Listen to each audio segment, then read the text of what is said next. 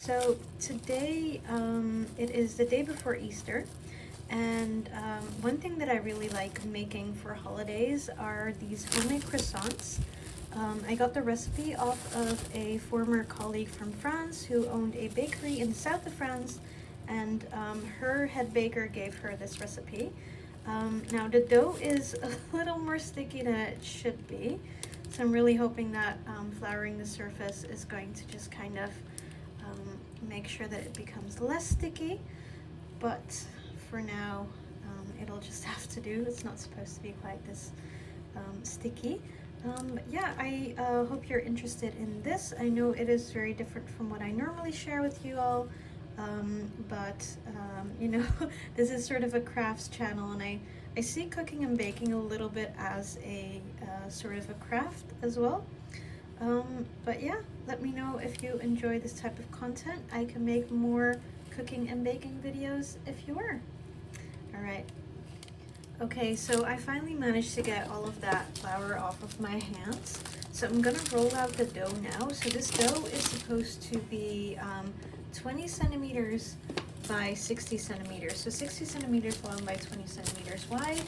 And this is a pretty labor intensive sort of thing to do, but I personally really enjoy it. It's, you know, I especially just love knowing that you made these from scratch when you wake up in the morning. So this is actually something that I'm going to be making to sort of rest in the fridge overnight, and then I can bake them up tomorrow morning so that they're nice and fresh for my Easter breakfast. So yeah, I actually started this a little bit late, to be honest. It is, I think it's 9:30, and this is the first rolling out of the dough that I'm doing, and it kind of needs 3 rolls and rests for an hour. So I'm gonna see how much I can get done tonight, and then I might just you know, do some of it tomorrow morning instead, so that I'm not up super late today. So yeah. Okay, so it's not quite 60 centimeters long, but to be honest with you, I never quite get it to that length. And it's also not a perfect rectangle, but again, I never get it to be a perfect rectangle. So I'm happy with this. It is now time to put the butter in. So I have rolled the butter to a square. So this is 250 grams of butter. So that is a square of butter, which I'm going to place in the middle of the dough like this. Just need to make sure that I can peel that off properly because the butter was very, very soft when I rolled it out. So I'm just going to grab a knife just to make sure that that butter gets scraped off properly. Because of course we do want that in each layer of our croissants. Also, if you're French, I do apologize. I know that that's not properly how you pronounce it, but when I'm speaking English, it's very difficult to get that French intonation. So, yeah. Okay, so now we have the butter on the dough, and basically what I then do is I fold. There we go, that's one side, and the other side. Make sure that that covers the butter properly. It doesn't really matter that it's not completely even, but you do want that butter to be covered. And then we turn it. Now it's going to be slightly tricky because when you saw when I put that dough out, it was very sticky, and I did flour the surface, but the dough is kind of sticking to this parchment paper. So I'm just going to put a little bit more flour, and I know this is a lot of flour, but it's absolutely fine. It was very sticky dough, and because we're creating layers, it's not a problem if there's just a bit more flour there. And I think I'm just gonna do my best at peeling that off right now, because we do need to turn this before we start rolling it out again and doing another fold. Otherwise,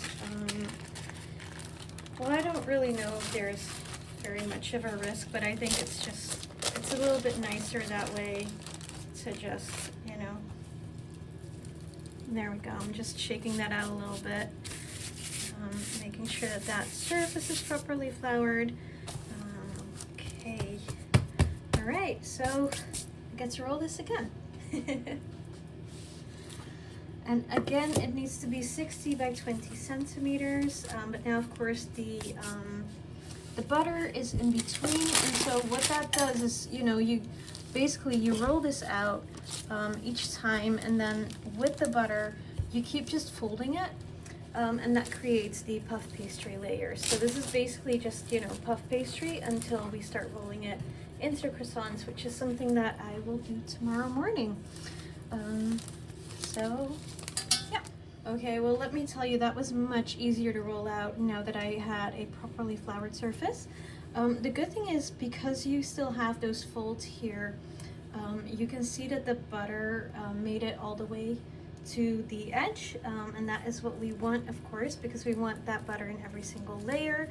So basically folding it now means that we now have 3 layers of dough with butter in between, and here again you can see that that butter is there.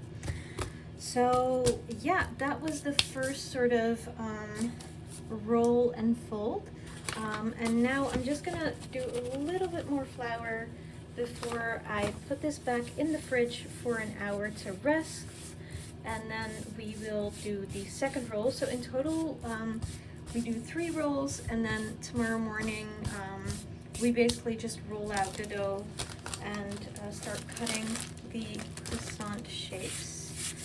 So again, just flouring that surface. There we go. All right, see you tomorrow.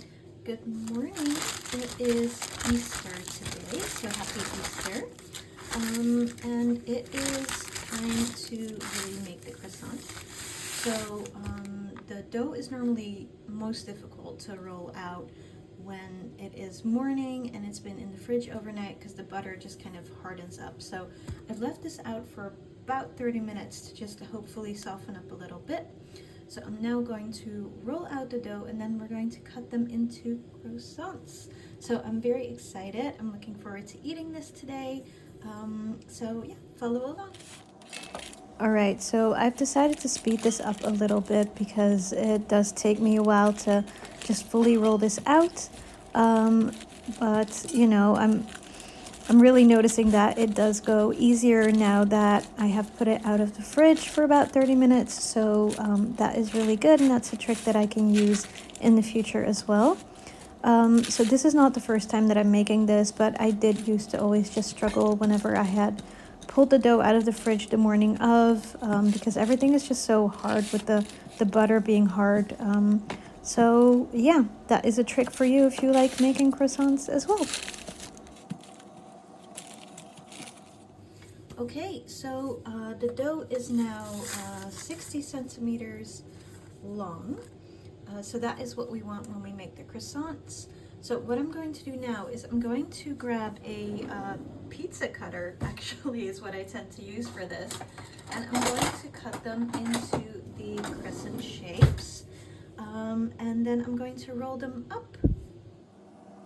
All right, so I do apologize that a lot of this work is done off camera, but I wanted to show you guys how I cut this. So like I said, I tend to use a pizza cutter, and I just use this this measuring tape. So it's basically, you want to make sure that the width is 10 centimeters at the top, and at the bottom it just kind of tapers down to a point.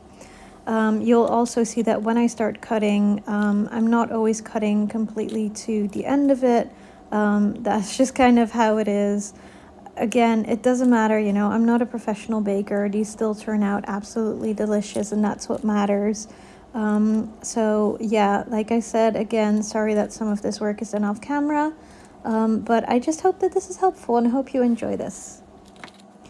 So I also just wanted to come back on and just say I'm making these little cuts in the middle of the tops or the insides, just so that I can pull them apart slightly, because of course these bits are really all the way on the inside of the actual croissant, which means that it's more difficult to cook them, or to cook that part of it, because it's all the way in the inside. So I just saw someone do this once that was a professional baker and figured I'd give it a try, and I do feel like they come out better that way, so that's why I do that. So now I'm placing the rolled croissants on a baking tray. This has to happen so that it's easier to proof them that way, so that once they have done a little bit of rising, you don't have to then transfer them someplace else.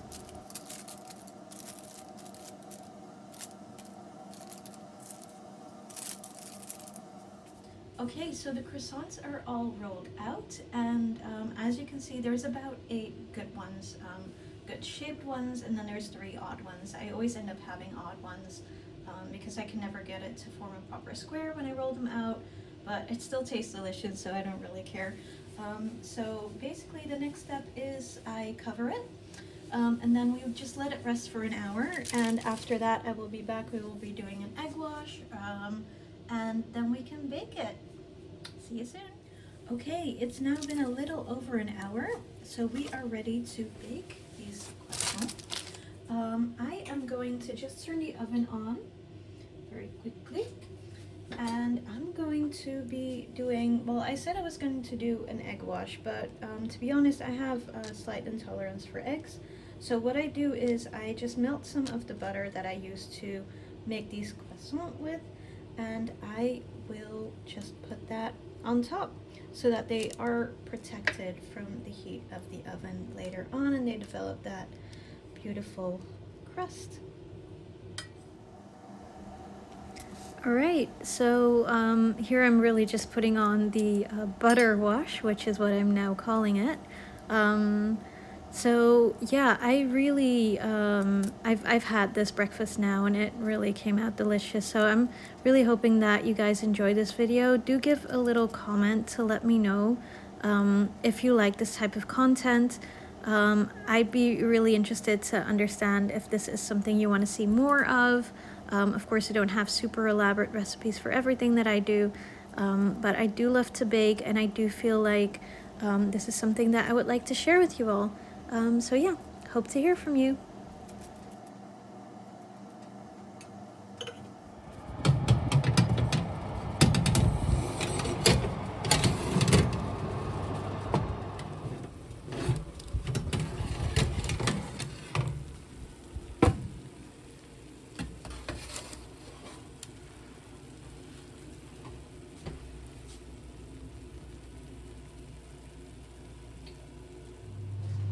Okay, so the croissants have had some time to rest.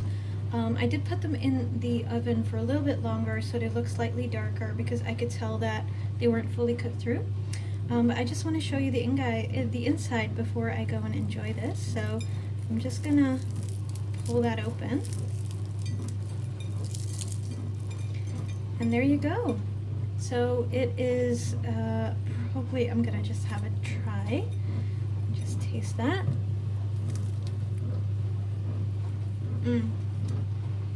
That's really good. So yeah, I hope you enjoyed this video. Thank you so much for watching, and see you in the next one.